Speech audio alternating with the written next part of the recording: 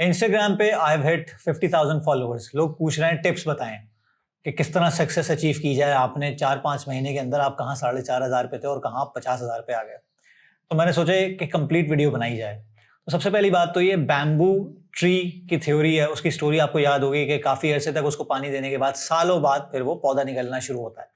तो मेरे साथ भी ऐसा ही हुआ। जनवरी 2023 मेरा पहला जो अकाउंट था वो हैक हो गया था और 4,500-5 हज़ार पे था। और उस पर तो मैंने सोने पे सुहागा क्या किया था, एक दोस्त ने मुझे मजबूर कर दिया था, बेवकूफ़ बना दिया था। मैंने फॉलोअर्स खरीद लिए थे तो वो 10,000 पे चला गया था। बॉट्स आ गए, बर्बाद हो गया, एंगेजमेंट खत्म हो गई। फिर खुदा के करना ऐसा हुआ कि वो हैक हो गया। शुक्र है हैक हो गया। तो मैंने बददिली से 2023 के 1 जनवरी को, 12 जनवरी शायद, तो मैंने नया अकाउंट बनाया। जनवरी 2023 से पूरा 23 गुजरा, 24 गुजरा, 25 गुजरा। 25 तक I just remain consistent with whatever I could have uploaded. फिर मैंने एक चीज अप्लाई की जो मैंने सीखा अपने सेल्स के करियर में, what's in it for me. जब आप किसी को कुछ बेचना चाह रहे होते हैं, कोई आइडिया बेचना चाह रहे होते हैं, तो सामने वाला ये सोचता है मेरे लिए इसमें क्या है। मुझे अच्छी तरह याद है 2025 के सितंबर में हमने एक रील बनाई थी जो कि अच्छी खासी वायरल गई। और उससे पहले मैंने अप्लाई करना शुरू कर दिया था लोगों की फैसिलिटी के लिए, उनकी यूटिलिटी के लिए अपने लाइफ लेसन्स शेयर करने शुरू कर दिया था। तो एक चीज वायरल हो गई। वो आहिस्ता आहिस्ता वायरल होते होते मैं कभी जिंदगी में नहीं सोच सकता था कि इंस्टाग्राम पे मेरे मिलियन व्यूज जाएंगे किसी वीडियोस के। आज मेरी जो 3 पिन वीडियोस हैं तकरीबन 2-3 मिलियन से ऊपर जा चुकी हैं। कहने का मकसद सिर्फ यह है कि मैंने I just put myself out there कि मैं लोगों की लाइफ में क्या वैल्यू ऐड कर सकता हूं। मैं अपने आप से बाहर तो निकलूं, मैं लोगों को ये तो बताऊं कि यार क्या हो रहा है जिंदगी में, मैंने क्या सीखा है और आपकी लाइफ में मैं किस तरह वैल्यू ऐड कर सकता हूं, किस तरह कंट्रीब्यूट कर सकता हूं। तो हमेशा याद रखें कि आप जब भी बना रहे हैं कोई कंटेंट, तो इसमें सामने वाले के लिए क्या है, आप सामने वाले को क्या लेसन दे रहे हैं, उसकी जिंदगी में किस तरह वैल्यू, किस तरह कंट्रीब्यूशन ऐड कर रहे हैं और आपको किस तरह याद रख सकता है। जिस तरह मेरी जिंदगी चेंज हुई है बहुत दफा लोगों की बातों से, कंटेंट से, तो आपको भी कोशिश करनी है कि आप अपने कंटेंट में वैल्यू दे सकें जिससे किसी की लाइफ चेंज हो। तीसरा पॉइंट ये, लोगों के नेगेटिव फीडबैक को यूज करें। फीडबैक इज अ गिफ्ट, हमेशा याद रखें। कोई भी नेगेटिव फीडबैक आ रहा है जरा देखें कि क्या आप लोग बोलना चाह रहे हैं।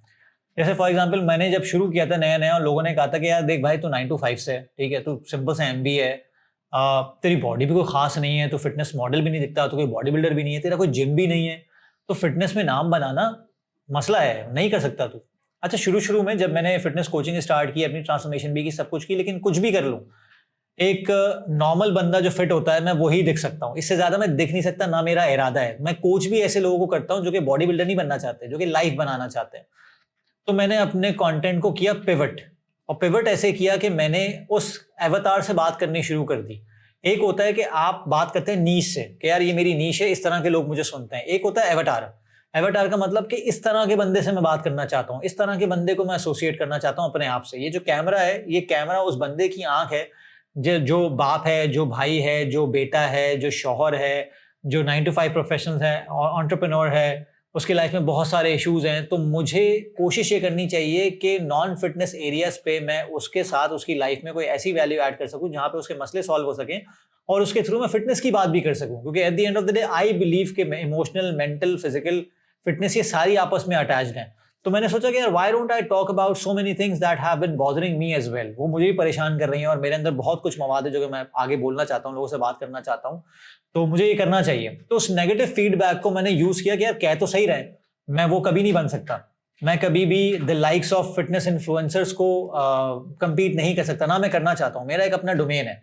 एक पॉडकास्ट में मैंने सुना था, एक बंदे ने बड़ी खूबसूरत बात की थी कि I am not the best, I am the only on this earth. और जब आप सिर्फ होते हैं, when you are the only one, you are the best automatically. तो मैंने कहा कि मैं भी तो ओनली हूँ, मुझ जैसा कोई और बंदा है ही नहीं इस दुनिया में, मुझ जैसे एक्सपीरियंसेस, मुझ जैसी कहानियां, मुझ जैसे लवाजमात किसी के पास हो ही नहीं सकते, तो why don't I do that. तो ये मैंने करना शुरू किया। तो at the end of the day Aahista Aahista मैंने देखा कि चीज़ें ट्रैक्शन पकड़ रही हैं।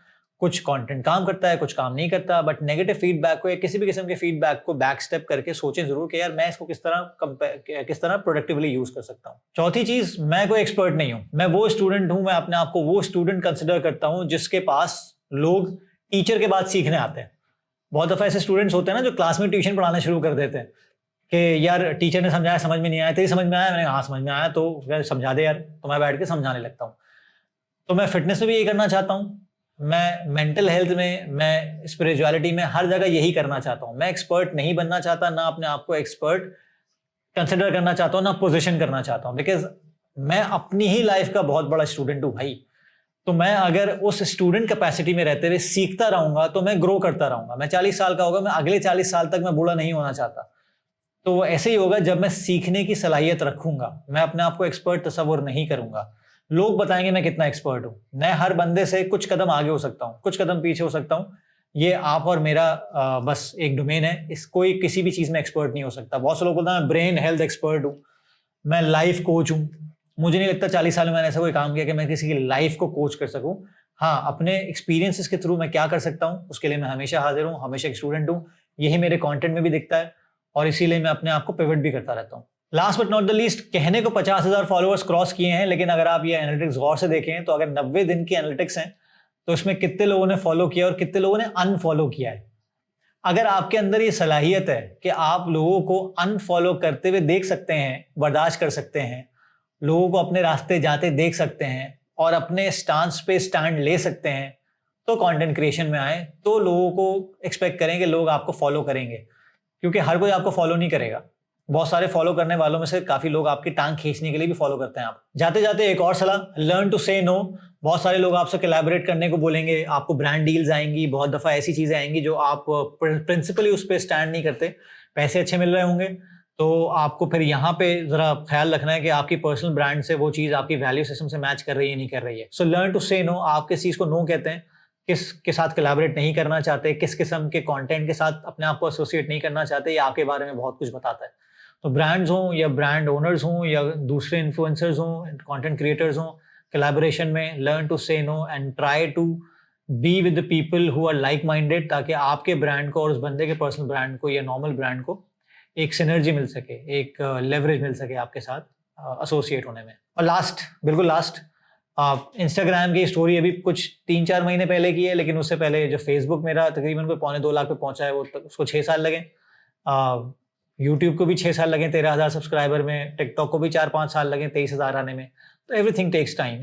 लेकिन ये है कि अगर आप कोई काम दिल से कर रहे हैं, इसको एज अ मेन स्टे या मेन चीज समझ के ना करें, इसको साइड हसल के तौर पे ही करें और इसको एक्सटेंशन के तौर पे करें। अपना कोई काम है आपका तो उसके डिस्ट्रीब्यूशन चैनल के तौर पे करें तो ज्यादा बेहतर है।